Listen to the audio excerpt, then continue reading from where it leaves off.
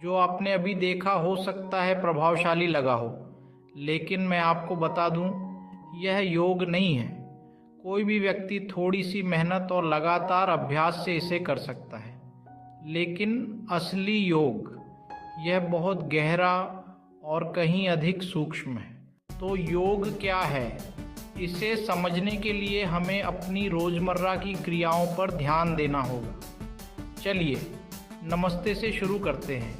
भारत में जैसे ही एक बच्चा बोलना सीखता है, सबसे पहली चीज़ जो उसे सिखाई जाती है वह है नमस्ते। लेकिन ज़्यादातर समय यह बिना सोचे समझे यांत्रिक रूप से किया जाता है। अब नमस्ते सिर्फ एक अभिवादन नहीं है, इसमें गहरा अर्थ निहित है। इसका अर्थ है, मैं तुम्हारे भीतर की ऊर्जा को देखता हूँ।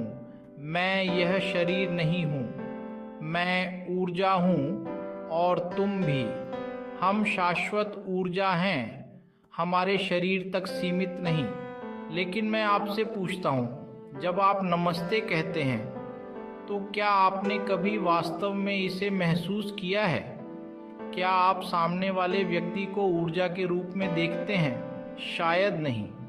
हम इस इशारे को आदत के रूप में करते हैं, लेकिन इसके गहरे अर्थ को भूल जाते हैं। इसीलिए नमस्ते महत्वपूर्ण है। यह सिर्फ एक अभिवादन नहीं है, यह हमें लगातार याद दिलाने का एक तरीका है कि हम ऊर्जा हैं। संस्कृत में इस अभ्यास को अभ्यास कहा जाता है, बार बार प्रयास करना। देखिए, मनुष्य बर्फ की चट्टानों की तरह होते हैं। हमारी केवल 10% क्रियाएं सचेत होती हैं, बाकी 90% हमारे अवचेतन मन से आती हैं। इसीलिए यदि आप किसी भी चीज़ को स्थायी रूप से सीखना और आत्मसात करना चाहते हैं, तो आपको इसे अपने अवचेतन मन में धकेलना होगा। शुरू में इसमें प्रयास लगेगा, लेकिन हर बार जब आप नमस्ते कहें तो चुपचाप अपने मन में दोहराइए, मैं ऊर्जा हूँ, हम शाश्वत ऊर्जा हैं। इसे बार बार करने से एक समय आएगा जब ये स्वतः स्फूर्त हो जाएगा।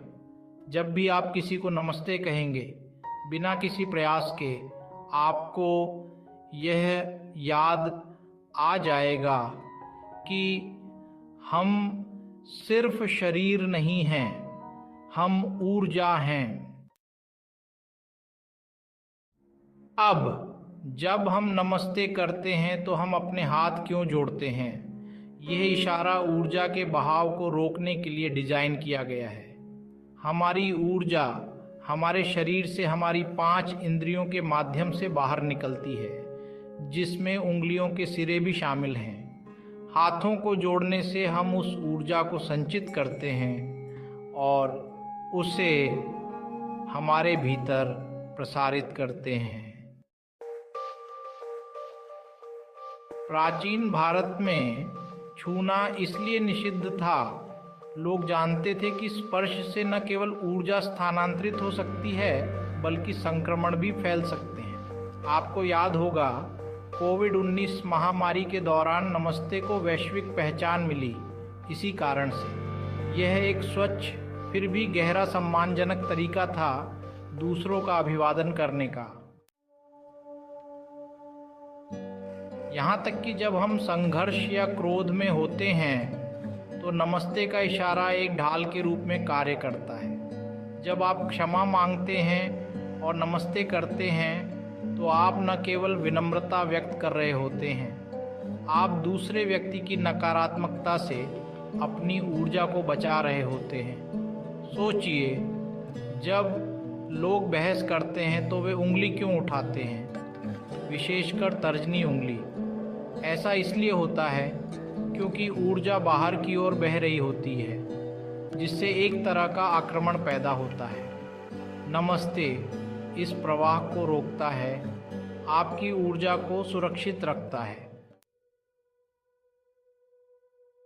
मैं और भी कई उदाहरण दे सकता हूँ, लेकिन बात यह है, जटिल आसनों या उन्नत दर्शनों में जाने से पहले इन बुनियादी बातों को समझना जरूरी है।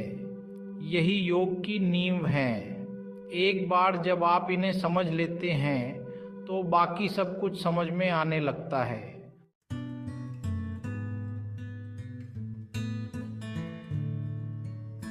मेरे अगले व्याख्यान में मैं वैज्ञानिक रूप से समझाऊंगा कि हम ऊर्जा क्यों हैं और यह ज्ञान योग के मूल में कैसे है।